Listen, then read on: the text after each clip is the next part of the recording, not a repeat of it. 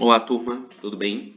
Aqui quem está falando é o professor João, de Prática Jurídica 1, e conforme prometido, eu estou gravando esse vídeo para auxiliar vocês a fazerem a marcação e as remissões sobre petição inicial no seu vadimécum. Nesse primeiro momento, a gente vai se concentrar sobre petição inicial, mas ao longo das próximas unidades, a gente vai também fazer a marcação de outras peças jurídicas. Essa marcação ela é muito útil para otimizar o nosso tempo de consulta durante a realização da prova.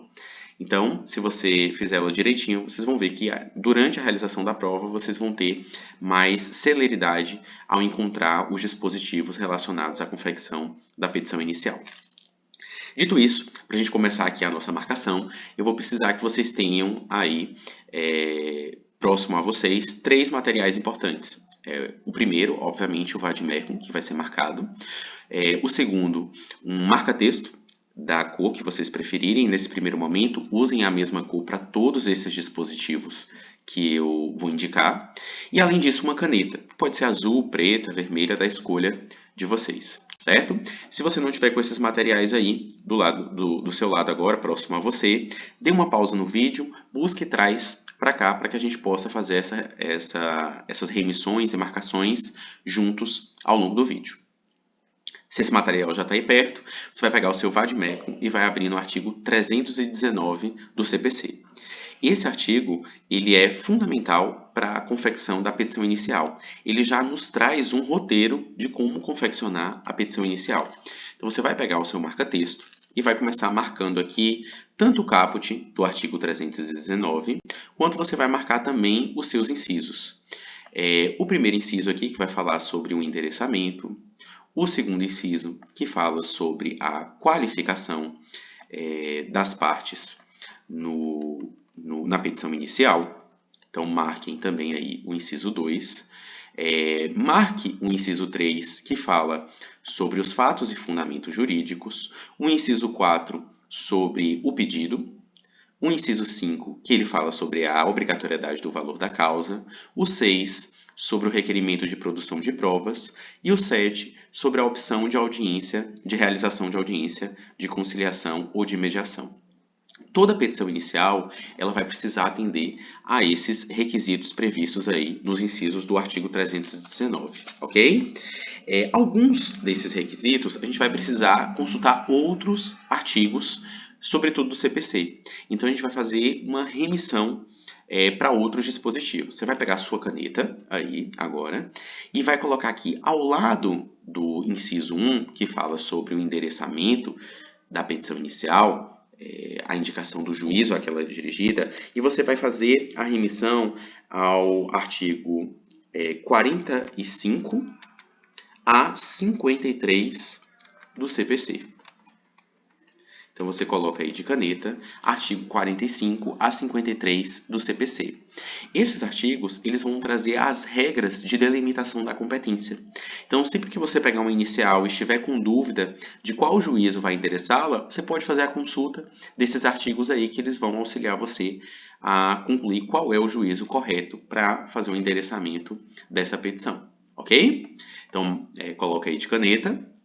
Mas tem outro aqui também, dessa vez eu quero que você faça isso ao lado aqui do artigo 5º, do inciso 5º do artigo 319, você vai colocar aqui o artigo 292, incisos 1 a 8 e o seu parágrafo 1º também. Esses aqui, eles vão auxiliar você a atribuir o valor da causa. Então, é esse requisito essencial previsto aí no artigo 319. E para atribuir o valor da causa, as regras elas estão previstas justamente no artigo 292, nesses incisos e no parágrafo 1º. Então, se você tiver dúvida sobre como atribuir o valor da causa no caso concreto, você vai fazer a consulta aí desses dispositivos que a gente fez a remissão, tá bem? Olha só. Toda petição inicial ela vai ter que ter esses requisitos, como eu disse, certo? Que estão previstos aí dos incisos 1 ao inciso 7 do artigo 319. Acontece que é comum que algumas petições iniciais elas tenham alguns outros elementos. Então, no exame da ordem mesmo, eles gostam de cobrar a presença de outros elementos, como, por exemplo, a gratuidade da justiça. Então, para que a gente possa fazer essa gratuidade da justiça, a gente também vai fazer a marcação do artigo relacionado a ela aqui no CPC. Então, vocês vão abrir o CPC lá no artigo 98, ok? Dê uma pausa no vídeo, procura o artigo 98, e aí você vai marcar o caput dele, que vai trazer aqui a principal fundamentação para o requerimento da gratuidade da justiça no processo. Então, sempre que uma pessoa natural ou jurídica, brasileira ou estrangeira, não tiver recursos suficientes para custear as despesas e as custas processuais, ela tem direito à gratuidade da justiça. Esse é o dispositivo que fundamenta aí o pedido de gratuidade da justiça. Então, quando você for formular, abrir esse tópico na sua petição inicial e formular esse requerimento nos pedidos, você pode fundamentar-se no artigo 98, ok? Além do artigo 98,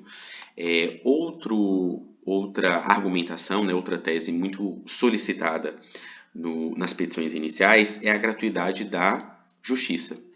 Para a gratuidade da justiça, vocês vão abrir o vade-mecum no artigo 300 do CPC, ok? Então, abra lá no artigo 300, que a gente vai encontrar essa fundamentação para o requerimento da tutela de urgência. O artigo 300, ele vai dizer aqui que a tutela de urgência será concedida quando houver elementos que evidenciem a probabilidade do direito e o perigo de dano ou risco ao resultado útil do processo. Então, são esses os dois requisitos para a concessão da tutela de urgência: a probabilidade do direito e o perigo de dano ou o risco ao resultado útil do processo. Então, é importante grifar isso porque sempre que você verificar no caso concreto que há ali indícios de solicitação, de que deve haver uma solicitação de tutela de urgência, você vai fundamentar ela com base no artigo 300, apontando aí, no caso concreto, a presença desses dois requisitos, que é a probabilidade do direito e o perigo de dano ou risco ao resultado útil do processo. E para concluir essas orientações sobre marcação, vamos abrir lá no artigo 1048 do CPC. O artigo 1048 do CPC, ele vai trazer para a gente as hipóteses de prioridade de tramitação. Então, é comum que em algumas provas eles peçam essa prioridade de tramitação. Então, você vai pegar esse artigo 1048 e destacar aqui ele também, tanto o caput quanto os dois incisos aqui que tratam sobre a prioridade de tramitação. Ele vai nos dizer que tem direito à prioridade de tramitação a pessoa com mais de 60 anos ou portadora de doença grave. Além disso, os casos aí também regulamentados pelo Estatuto da Criança e do Adolescente. Essas não são as únicas hipóteses de prioridade de tramitação. O Estatuto da Pessoa com Deficiência, por exemplo, traz a prioridade de tramitação também para pessoas com deficiência. Mas, para a realização da nossa prova, da primeira unidade, é suficiente a marcação aí do artigo 1048, certo?